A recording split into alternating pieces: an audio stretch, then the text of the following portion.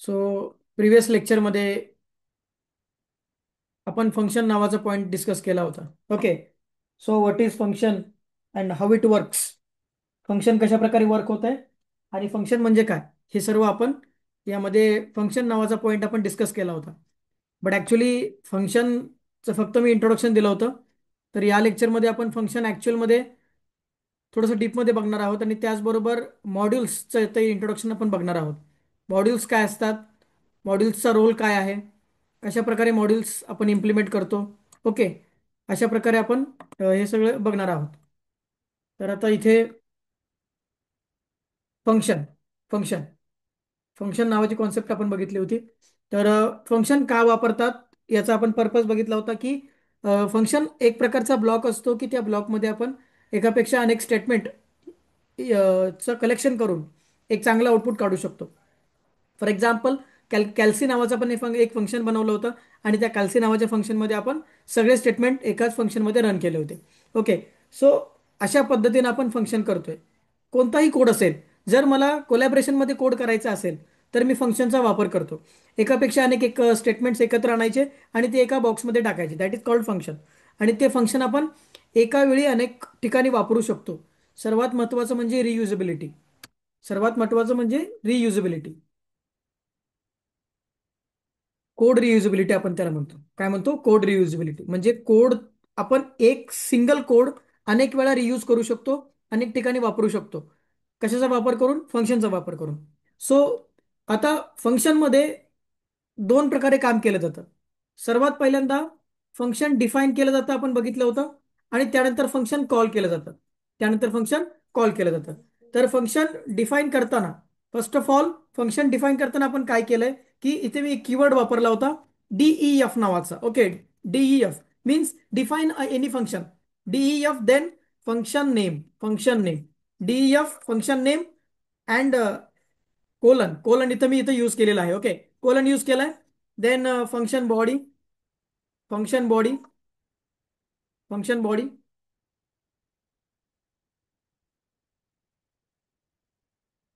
Body. Okay. Then आता हे function बनवल्यानंतर फंक्शन कॉल कशा प्रकारे करायचंय बघा. फंक्शन आपण कॉल कशा प्रकारे करतोय की सिम्पली मला इथे फंक्शनचं नाव लिहायचंय. फंक्शनचं काय लिहायचंय? नाव लिहायचंय. Okay. Function name and curly circle bracket. Okay. Circle bracket. नाव आता फंक्शन नेम मध्ये मी कधी कधी इथं पॅरामीटर वापरतोय. ठीक आहे. तर प्रिव्हियस लेक्चरमध्ये आपण इथं पॅरामीटर पास केले होते. आता पॅरामीटर म्हणजे काय? पॅरामीटर 1, कॉमा पॅरामीटर 2 असे आपण पॅरामीटर वापरले होते. सो पॅरामीटर म्हणजे काय? तर आता आज आपण पॅरामीटर वरती बोलणार आहोत. पॅरामीटर म्हणजे इज नथिंग बट व्हेरिएबल. जे आपण प्रोग्राम करताना व्हेरिएबल डिक्लेअर करतो, ते जर मी व्हेरिएबल फंक्शनच्या आतमध्ये डिक्लेअर केले तर त्याला आपण पॅरामीटर असं नाव देतोय. ठीक आहे. तर आता हे जे पॅरामीटर असतात हे लोकल पॅरामीटर असतात. लोकल म्हणजे टेम्पररी काम करण्यासाठी मी हे पॅरामीटर घेतोय.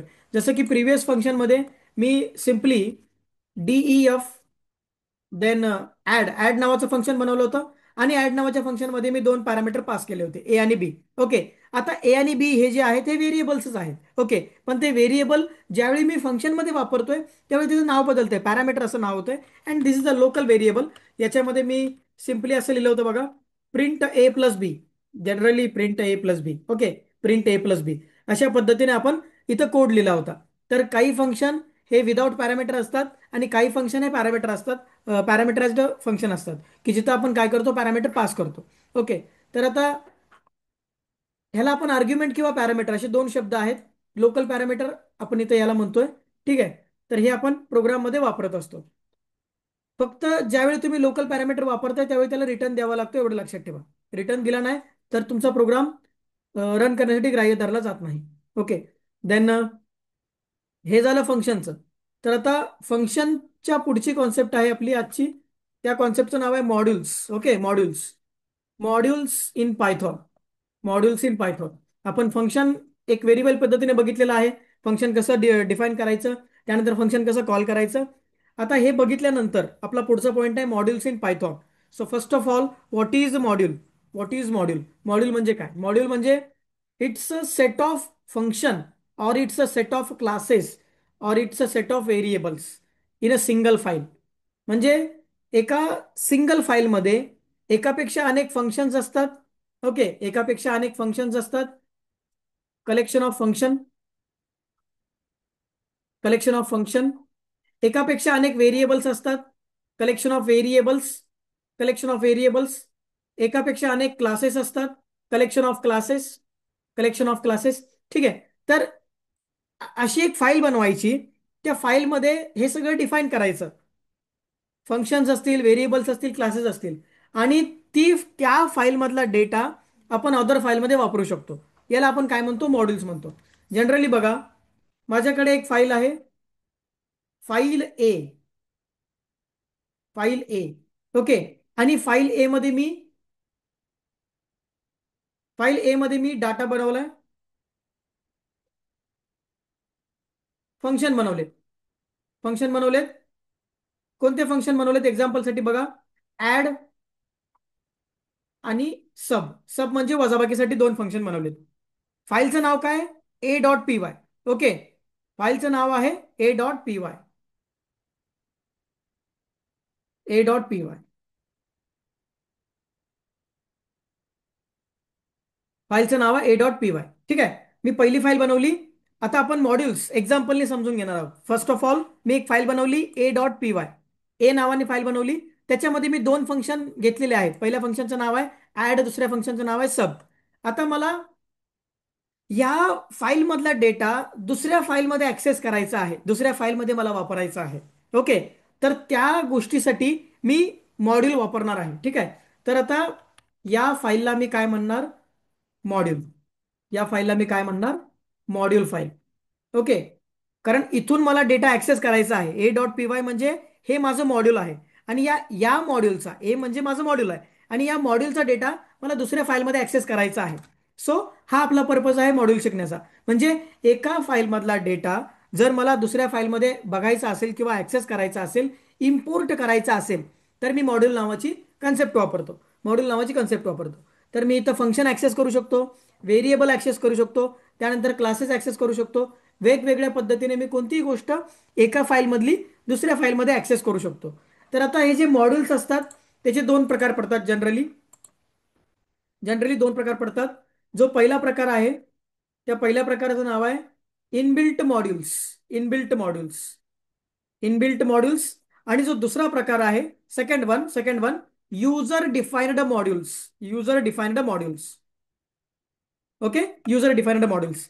पहिला प्रकार आहे इनबिल्ट मॉड्यूल्स आणि दुसरा म्हणजे युजर डिफाइन्ड मॉड्यूल्स. आता इनबिल्ट मॉड्यूल्स म्हणजे काय? की पायथॉनच्या क्रिएशनच्या वेळी, ज्यावेळी पायथॉन बनवली त्यावेळेस ते मॉड्यूल त्यामध्ये ऍड केले गेले, त्याला आपण काय म्हणतो? Inbuilt modules. ते आपण डिस्कस करणार आहोत नंतर पुढच्या लेक्चरमध्ये. तर आता सध्या आपण कशावरती फोकस करायचा आहे? Second one, user defined modules. तर आता सर्वात पहिल्यांदा, what is inbuilt modules? Inbuilt modules म्हणजे पायथॉन बनवण्याच्या वेळी ऑलरेडी त्यामध्ये ऍड केलेले जे मॉड्यूल्स होते त्याला आपण इनबिल्ट मॉड्यूल्स म्हणतोय. आणि युजर डिफाइन्ड मॉड्यूल्स म्हणजे आपण आपल्या रिक्वायरमेंटसाठी, आपण आपलं ऍप्लिकेशन डेव्हलप करण्यासाठी लागणारं जे आपण मॉड्यूल स्वतःहून बनवणार आहोत त्याला आपण काय म्हणतोय? User defined modules. ओके. तर आता एक्झाम्पलसाठी काय घेतलंय बघा. मी एक मॉड्यूल तयार केलंय. कोणत्या नावाने? ए नावाने. A dot P Y. A dot P Y ही माझी मॉड्यूलची फाईल आहे. आणि मॉड्यूलची फाईल बनवल्यानंतर ही ए डॉट पी वाय मी एकापेक्षा अनेक फाईलमध्ये वापरू शकतो. ठीक आहे. मी दुसरी फाईल बनवली.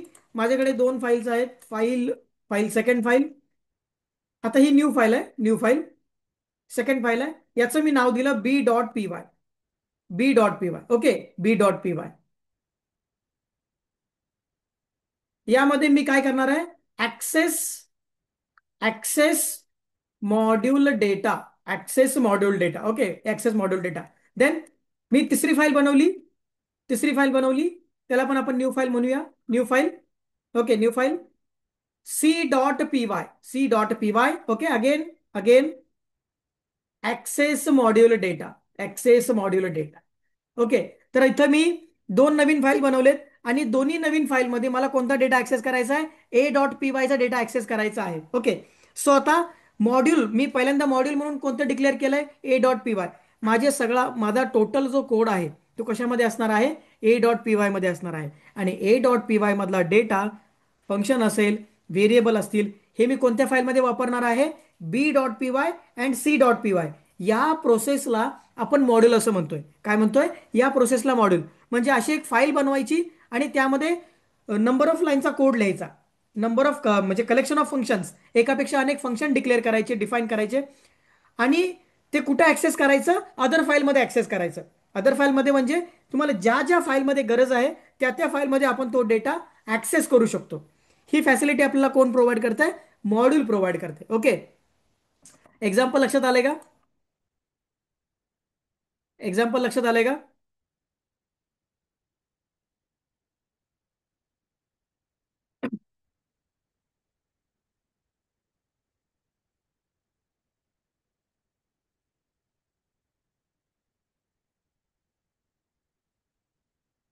Hello everyone. एक्झाम्पल लक्षात आलंय का? Module dot P Y.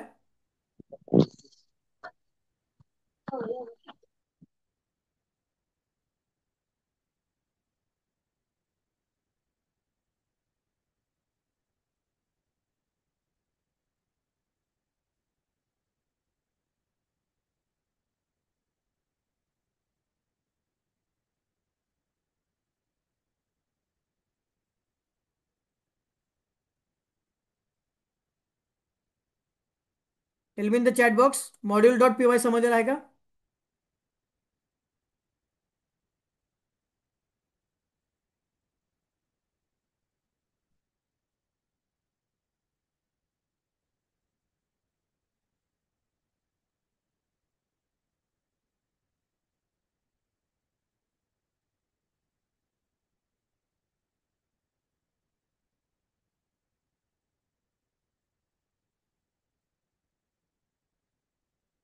Hello everyone, आवाज येतोय का? मॉड्यूल कॉन्सेप्ट समजलेली आहे का? हाऊ टू इम्प्लिमेंट लक्षात आलं का सर्वांच्या?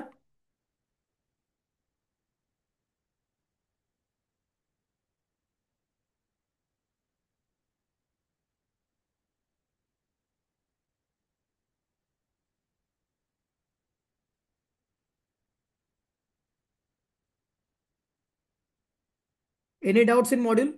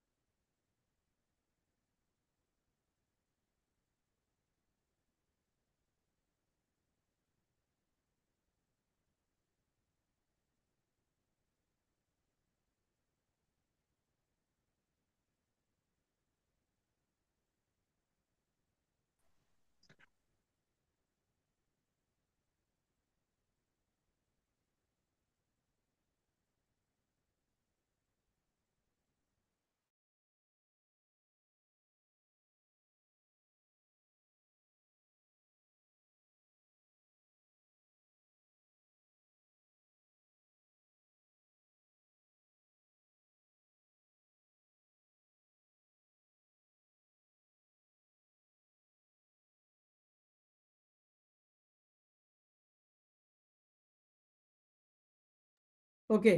तर पुढचा आपण पॉईंट बघूया की how to implement module.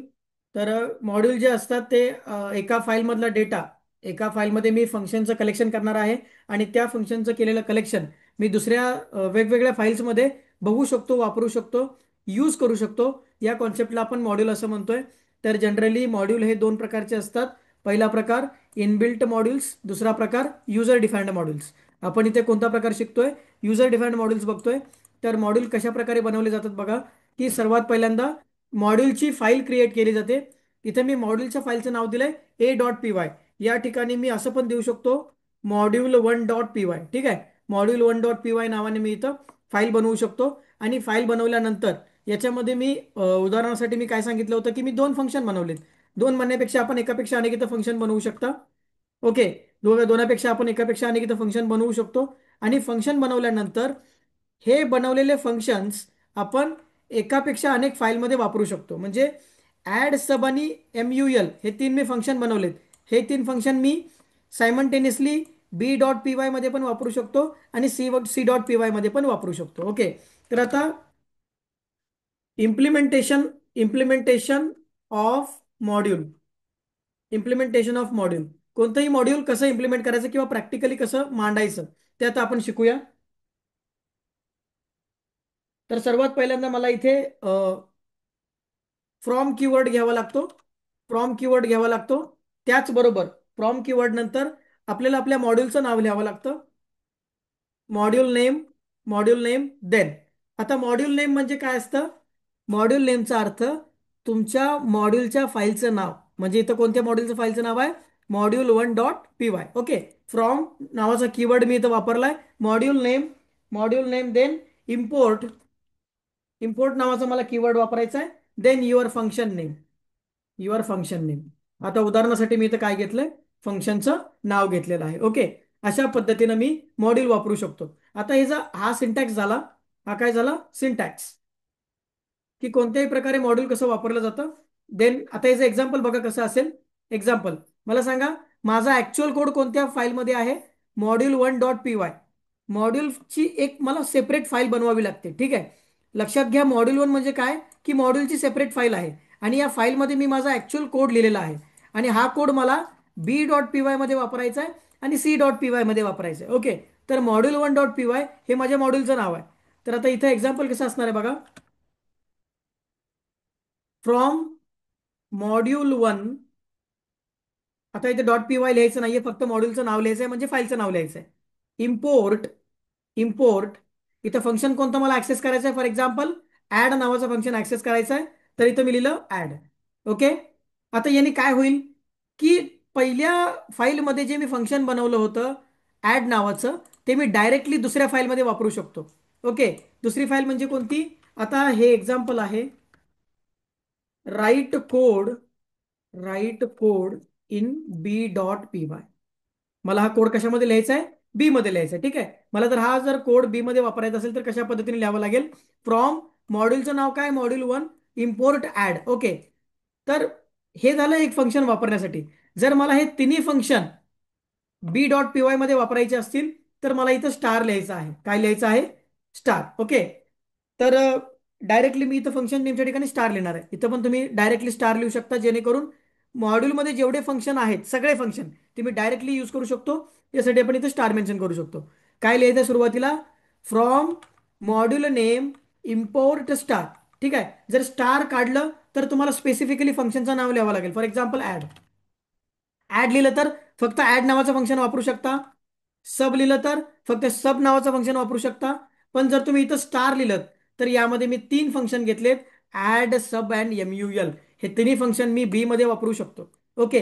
So C मध्ये मला वापरायचं असेल, फॉर एक्झाम्पल आता इथे ऍड लिहितो.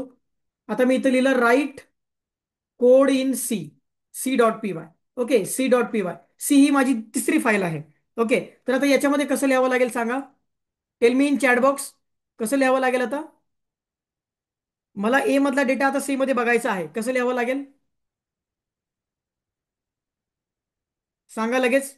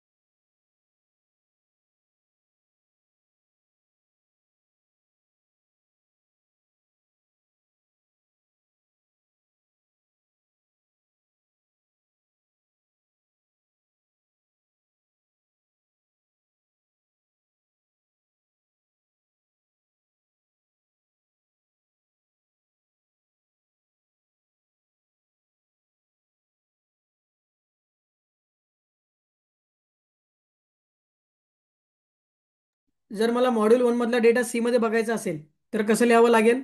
काय सिंटॅक्स असणार आहे?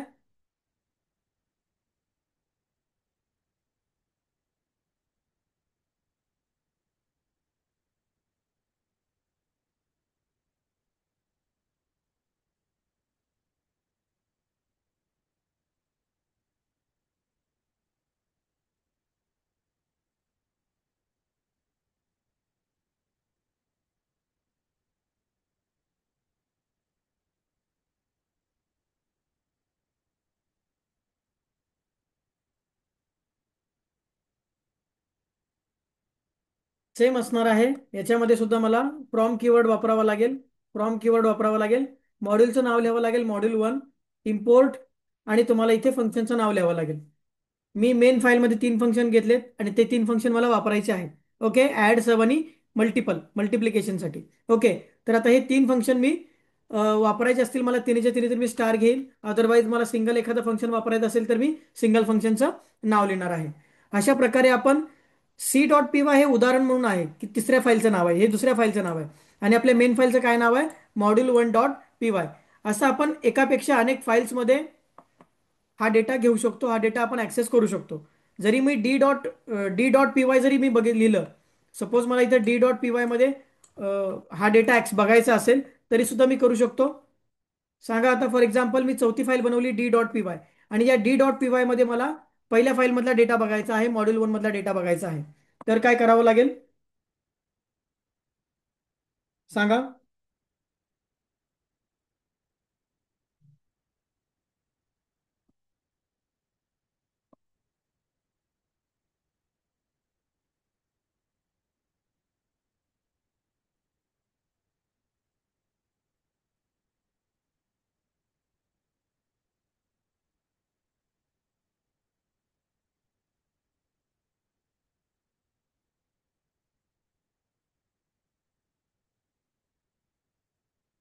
मॉड्यूल नावाची कन्सेप्ट सर्वांना समजले का? अंडरस्टँडिंग झाले का?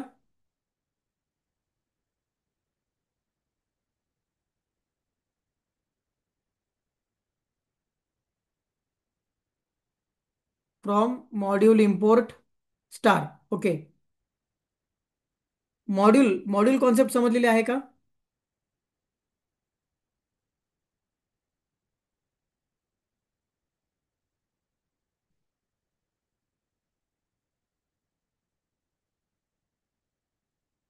स्टारचं मिनिंग काय आहे? आपल्या प्रोग्राममध्ये स्टारचं मिनिंग काय आहे? From module module name import star. Star आपण का वापरतो?